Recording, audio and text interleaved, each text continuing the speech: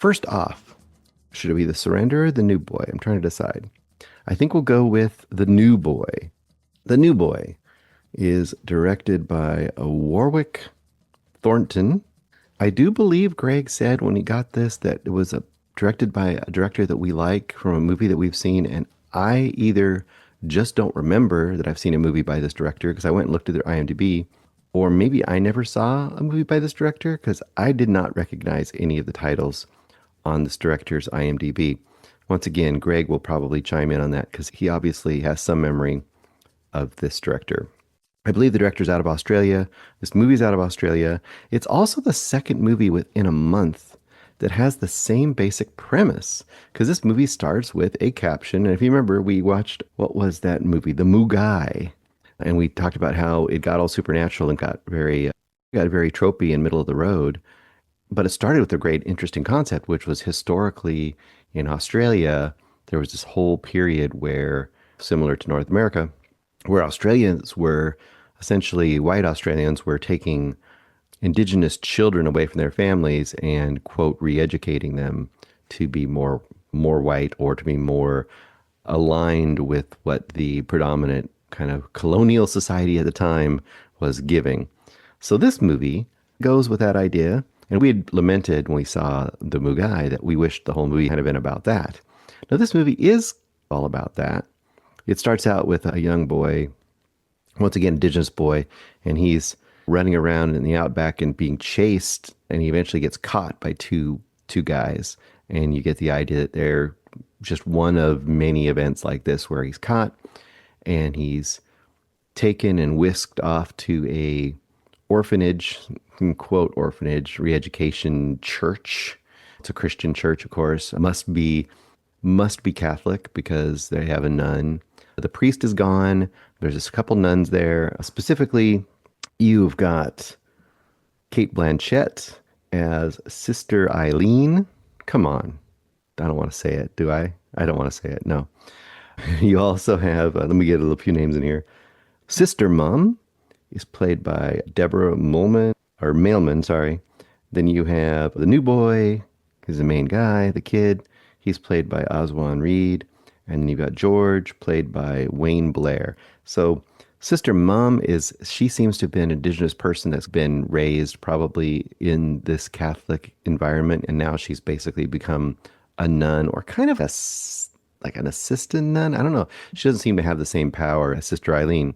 Sister Mum, though, is more beloved. She seems to do all the cooking and kind of cares for the kids, whereas Sister Eileen is really running the joint and more what you expect as like a traditional nun, teaching them, making them sing hymns and teaching them the ways of the Lord and stuff. And then the George guy, he's just the caretaker that kind of comes around and helps out a rough and tumble dude that's out there in the outback, but he doesn't play a huge role, but he does come in and out. And then the new boy, like I said, he's your main guy. You follow him. Of course, he doesn't speak English. He's scared. He's a little freaked out. His first night there, he's sleeping under the bed. Doesn't know anything about this Western religion whatsoever. And he's just deer in the headlights. There's a bunch of other boys there who obviously have been taken in the same way, but now they've pretty much been, to various degrees, assimilated. And they know the hymns. They know what they're supposed to do. And they're dressing more Western, cutting their hair and washing and wearing Western clothes, all that kind of stuff. And eventually they, quote, graduate and go off and end up working places, probably working as semi-slave labor, which is not such a great outcome for them. But according to the Western world, that is a great outcome for them because now they are not heathens anymore, that kind of a thing. So pretty interesting concept. But is it an interesting movie? And that is the question. First of all, it looks beautiful.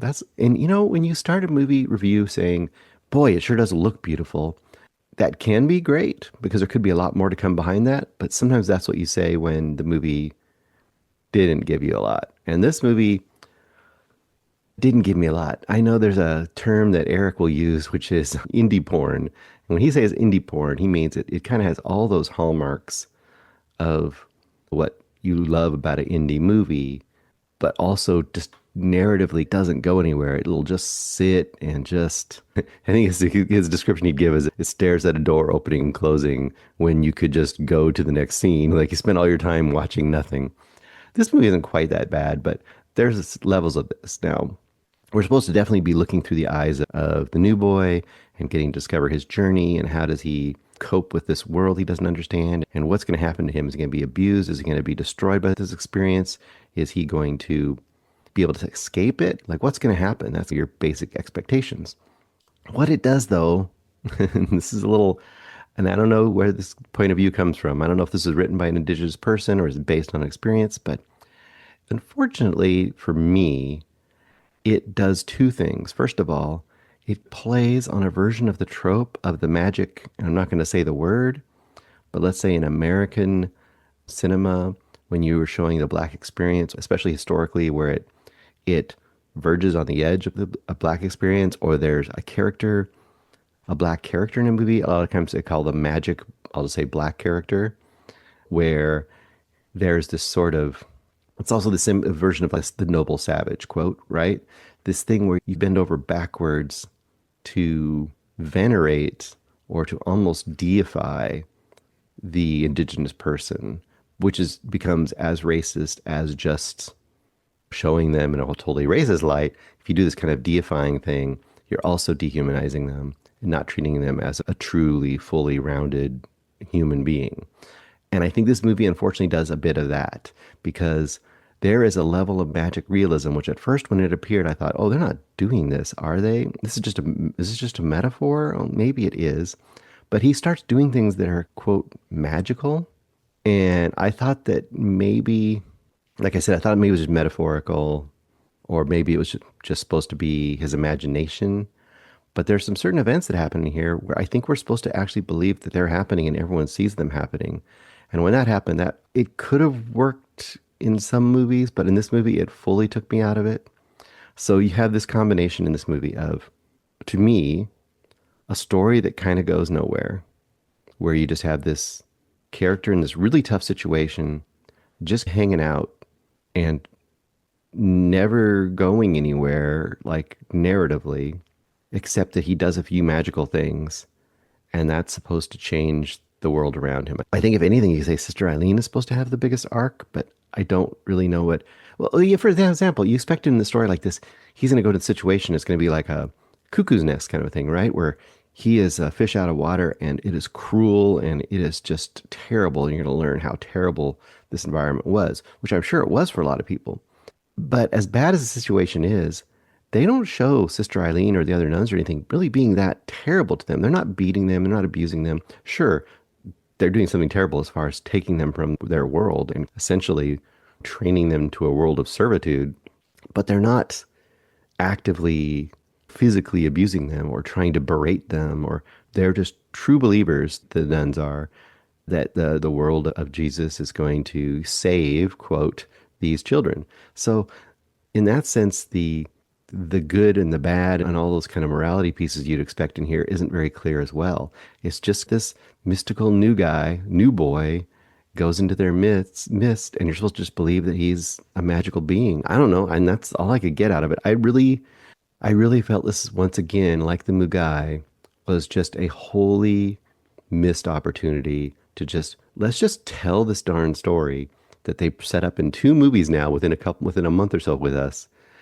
Just tell the story. I want to know what happened in those days in that world. I don't want it to be magical. I don't want to have there be a monster. I want you to just tell me the story. I want to know what happened to the people back then and what became of them.